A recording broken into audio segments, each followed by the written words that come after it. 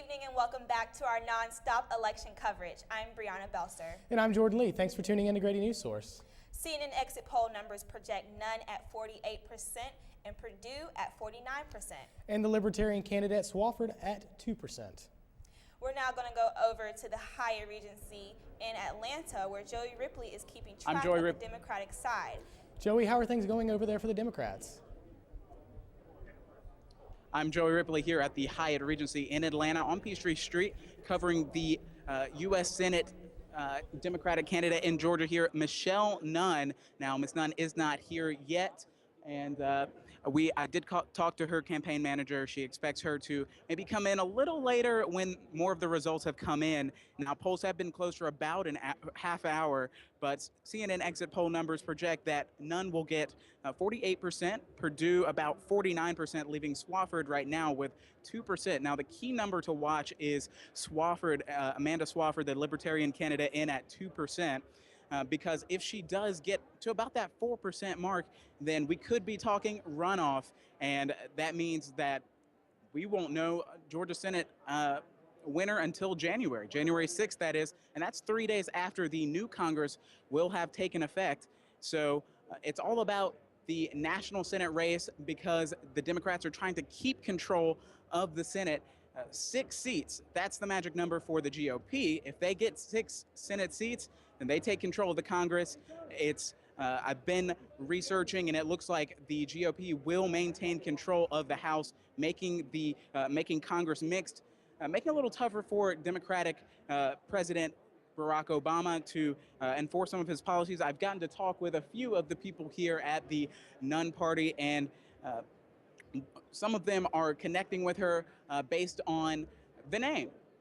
The daughter of former Senator Sam Nunn, and also some of the females here, of course, connecting on that female-to-female basis. And for the men, hey, they like her pragmatic approach, her practical approach to politics and problem solving. So we'll keep you posted here.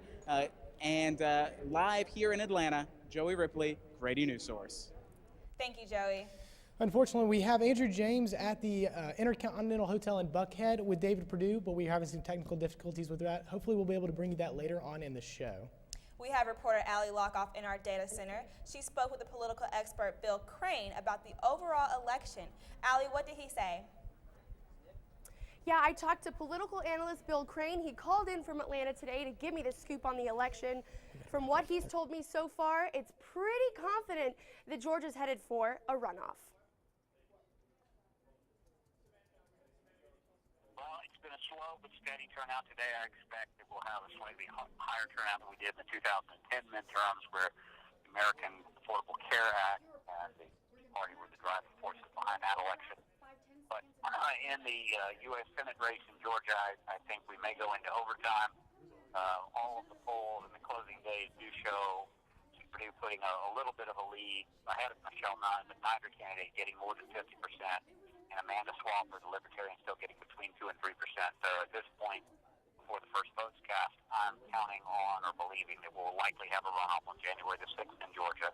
So from the other 9 states that are in contention in the U.S. Senate, I do believe the GOP will capture control of the U.S. Senate tonight. I'm looking at a 52-48 vote margin.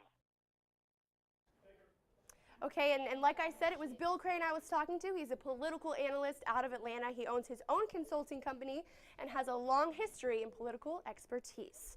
All right, guys, back to you at the news desk. Thanks, Allie. Like we said earlier, Perdue is up 49% to 48% according to CNN polls. That's right, but he'll still need that 50% if he wants to avoid the runoff on January 6th.